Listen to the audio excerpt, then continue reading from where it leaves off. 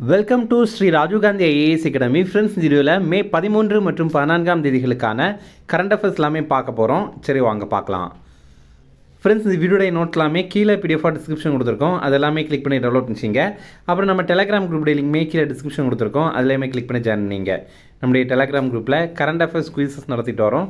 நீங்களுமே ஜாயின் பண்ணி அட்டன் பண்ணிக்கலாம். ஓகே, சரி வாங்க பார்க்கலாம். ஃபஸ்ட்டு, தமிழக சட்டப்பேரவையின் புதிய தலைவராக தேர்வு செய்யப்பட்டவர் யார்? இதற்கான ஆன்சர் ஜேசிடி பிரபாகர். இப்போ நம்ம நிறைய நேரங்களில் என்ன நினைப்போம் அப்படின்னா, தமிழக சட்டப்பேரவையின் தலைவர் அப்படின்னா அது முதல்வர் அப்படின்னு நினைப்போம். அப்படி கிடையாது. சட்டப்பேரவையின் தலைவர் அப்படின்னா அது ஸ்பீக்கர் தான். இப்போ பார்த்திங்க அப்படின்னா, தமிழ்நாடுடைய அசம்பிளி ஸ்பீக்கராக ஜேசிடி பிரபாகர் அப்படிங்கிறவரை அப்பாயின்ட் பண்ணியிருக்காங்க. இவர் தாவேகா கட்சியை சேர்ந்தவர், தமிழக வெற்றி கழகம் கட்சியை சேர்ந்தவர்.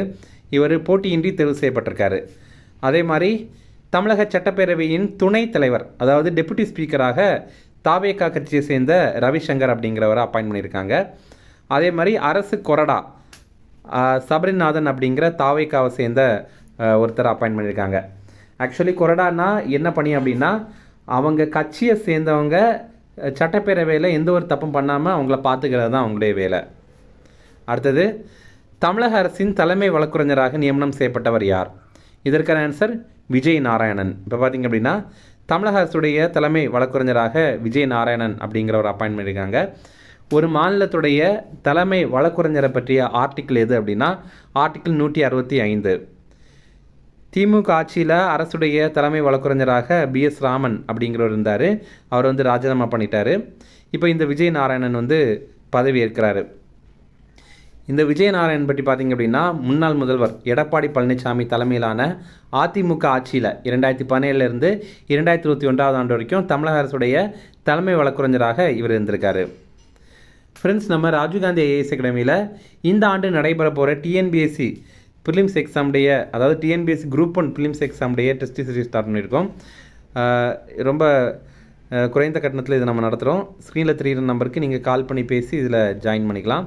அதே மாதிரி இந்த ஆண்டு நடைபெற போகிற டிஎன்பிஎஸ்சி குரூப் 2 எக்ஸாமுக்கான டெஸ்ட் பேட்சுமே ஸ்டார்ட் பண்ணியிருக்கோம். ப்ரிலிம்ஸ் டெஸ்ட் பேட்ச் இது. ஸ்க்ரீனில் தெரிகிற நம்பருக்கு நீங்கள் கால் பண்ணி பேசி ஜாயின் பண்ணிக்கலாம்.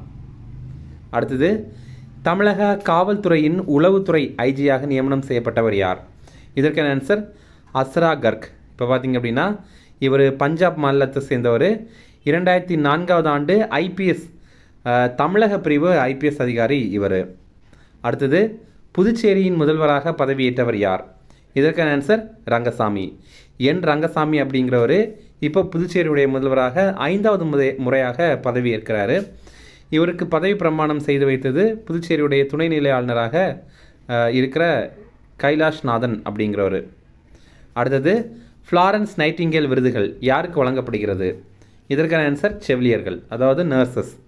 நம்ம இந்தியாவில் சிறந்த நர்சஸ் இருக்காங்கல்ல, அவங்களுக்காக வழங்கப்படுற விருது தான் இந்த ஃப்ளாரன்ஸ் நைட்டிங்கேல் விருதுகள் அப்படிங்கிறது.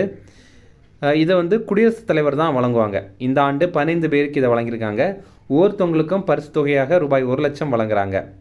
இதை எங்கே வழங்குறாங்க அப்படின்னா, டெல்லியில் ராஷ்டிரபதி பவன் இருக்குல்ல, அதாவது குடியரசுத் தலைவர் மாளிகை இருக்குல்ல, அங்கே தான் வழங்குறாங்க. தமிழ்நாட்டிலிருந்து இந்த விருது பெற்றது யார் அப்படின்னா, பேராசிரியரான சங்கர் சண்முகம் அப்படிங்கிறவர். இவர் சென்னை மருத்துவக் கல்லூரியுடைய செவிலியர் கல்லூரியின் முதல்வராக இருக்கிறாரு. யார் இந்த ஃப்ளாரன்ஸ் நைட்டிங்கேல்? ஏன் அவங்களுடைய பேரில் விருது வழங்குறாங்க அப்படின்னா, இவங்க பிரிட்டனை சேர்ந்த ஒரு செவிலியர். 1820களில் பிறந்தவங்க. 1820 பிறந்தாங்க. அந்த டைமில் பார்த்திங்கன்னா நர்சிங்கில் நிறைய விஷயத்தை புதுமையாக அவங்க கொண்டு வந்தாங்க. முக்கியமாக நவீன செவிலியர் முறையை உருவாக்குனவங்களே இவங்க தான். அடுத்தது, மத்திய அரசு தங்கம் மற்றும் வெள்ளியின் மீதான இறக்குமதி வரியை எத்தனை சதவீதமாக அதிகரித்துள்ளது? இதற்கான ஆன்சர் 15%. இப்போ பார்த்திங்கன்னா, தங்கம் மற்றும் வெள்ளி மீதான இறக்குமதி வரி இது இதுவரைக்கும் 6% தான் இருந்துச்சு. இப்போ இதை 15% உயர்த்தியிருக்காங்க. இந்த உயர்வு உடனடியாகவே அமலுக்கு வருது அப்படிங்கிறத தெரிவித்திருக்காங்க. நேற்றுக்கு தான் இதை உயர்த்தியிருந்தாங்க. இது இப்போது உயர்த்தின நேற்றுக்கே இது அமலுக்கு வருது அப்படிங்கிறத தெரிவிக்கிறாங்க. எதனால் இந்த மாதிரி பண்ணுறாங்க அப்படின்னா, அத்தியாவசியமற்ற இறக்குமதிகளை குறைக்கணும் அப்படிங்கிறது தான். இப்போது தங்கத்துடைய விலை இதன் மூலமாக அதிகமாகும். அப்போ நம்ம நிறைய பேர் தங்கம் வாங்க மாட்டோம் அப்படிங்கிறது தான் மத்திய அரசு நினைக்கிறாங்க. அப்போது அதன் மூலமாக நம்ம வந்து வெளிநாடுகள்லேருந்து அதிகமாக இறக்குமதி பண்ண மாட்டோம்ல, அதுதான் இதோடைய காரணம். அதே மாதிரி பிளாட்டினம் மீதான இறக்குமதி வரி கூட இது வரைக்கும் 6.4% இருந்துச்சு. அதை இப்போ வந்து 15.4% உயர்த்தியிருக்காங்க. உலகத்துடைய 2வது மிகப்பெரிய தங்க நுகர்வு நாடு எது அப்படின்னா நம்ம இந்தியா தான். முதல் இடத்துல சீனா இருக்குது. அடுத்தது சர்மத் என்ற கண்டம் விட்டு கண்டம் பாயும் அணு ஏவுகணையை பரிசோதனை செய்த நாடு எது? இதற்கான ஆன்சர் ரஷ்யா. இப்போ பார்த்திங்க அப்படின்னா ரஷ்யா வந்து சர்மத் அப்படிங்கிற ரொம்ப ரொம்ப சக்தி வாய்ந்த அதிக எடை கொண்ட கண்டம் விட்டு கண்டம் பாயும் ஏவுகணையை பரிசோதனை பண்ணியிருக்காங்க. இதை வந்து நேட்டோ அமைப்பு ஒரு பேரில் அழைக்கிறாங்க. நேட்டோ அமைப்பு வந்து இதை என்னென்னு அழைக்கிறாங்க அப்படின்னா SS-29 சேட்டான் 2 அப்படிங்கிற பேரில் அழைக்கிறாங்க. அதாவது இது சாத்தான் அப்படின்ற மாதிரி சொல்கிறாங்க. இதோடைய சிறப்பு என்ன அப்படின்னா ஒரே நேரத்தில் பல அணு ஆயுதங்களை சுமந்து சென்று வெவ்வேறு இலக்குகளை தாக்குற திறன் கொண்டது தான் இந்த சர்மட் அப்படிங்கிற ஏவுகணை. இது உலகத்துடைய எந்த பகுதியில் இருக்கிற இலக்கையும் தாக்குற திறன் கொண்டது. அடுத்த முக்கிய தினங்கள் உலக மனநல ஆரோக்கிய விழிப்புணர்வு வாரம்.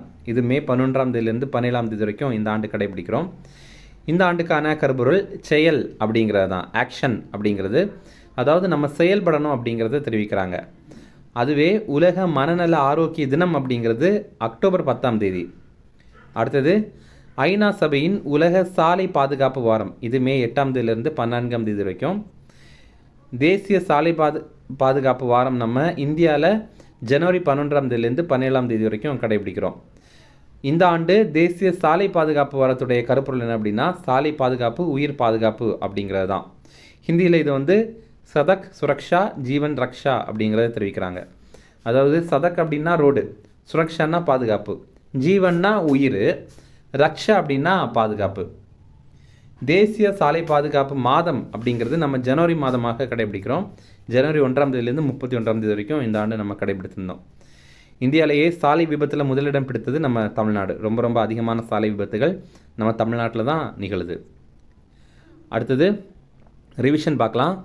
தமிழக சட்டப்பேரவையின் புதிய தலைவராக தேர்வு செய்யப்பட்டவர் யார்? இதற்கான ஆன்சர் JCD பிரபாகர். அடுத்தது தமிழக அரசின் தலைமை வழக்குரைஞராக நியமனம் செய்யப்பட்டவர் யார்? இதற்கான ஆன்சர் விஜய் நாராயணன். அடுத்தது தமிழக காவல்துறையின் உளவுத்துறை ஐஜியாக நியமனம் செய்யப்பட்டவர் யார்? இதற்கான ஆன்சர் அஸ்ரா கர்க். அடுத்தது புதுச்சேரியின் முதல்வராக பதவியேற்றவர் யார்? இதற்கான ஆன்சர் ரங்கசாமி. அடுத்தது ஃப்ளாரன்ஸ் நைட்டிங்கேல் விருதுகள் யாருக்கு வழங்கப்படுகிறது? இதற்கான ஆன்சர் செவிலியர்கள். அடுத்தது மத்திய அரசு தங்கம் மற்றும் வெள்ளியின் மீதான இறக்குமதி வரியை எத்தனை சதவீதமாக அதிகரித்தது? இதற்கான ஆன்சர் 15%. அடுத்தது சர்மட் என்ற கண்டம் விட்டு கண்டம் பாயும் அணு ஏவுகணையை பரிசோதனை செய்த நாடு எது? இதற்கான ஆன்சர் ரஷ்யா. அப்புறம் போன வீடியோவில் நம்ம ஒரு ப்ரீவியஸ் இயர் கேள்வி கேட்டிருந்தோம். அதற்கான ஆன்சர் பார்க்கலாம். 1885ஆம் ஆண்டு அகில இந்திய காங்கிரஸை இந்தியாவின் பரந்த மக்கள் தொகையில் நுண்ணிய சிறுபான்மையினரை பிரதிநிதித்துவப்படுத்தும் அமைப்பு என்று கூறியவர் யார் அப்படிங்கிறது தான் கேள்வி. இதற்கு ஆன்சர் வந்து ஆப்ஷன் சி டஃப்ரின் பிரபு அப்படிங்கிறது தான். நிறைய பேர் கரெக்டாக இதை ஆன்சர் பண்ணியிருந்தீங்க, எல்லாருக்குமே வாழ்த்துக்கள். இன்றைக்கான கேள்வி என்ன அப்படின்னா தேசிய வேளாண் அறிவியல் அகாடமி அறிக்கையின்படி இந்திய மாநிலம், அதாவது எந்த இந்திய மாநிலம் அதிக அமிலத்தன்மை கொண்ட மண்ணை கொண்டுள்ளது அப்படிங்கிறது தான் கேள்வி. அதாவது NAAS அதோடைய அறிக்கையின்படி எந்த ஸ்டேட்டில் அதிகமான ஆசிடிட்டி, அதாவது ஆசிட் சாயில் அதிகமாக இருக்குது அப்படிங்கிறத கேட்குறாங்க. ஆப்ஷன்ஸ் வந்து option A Himachal Pradesh, option B Gujarat, option C Kerala, option D Haryana.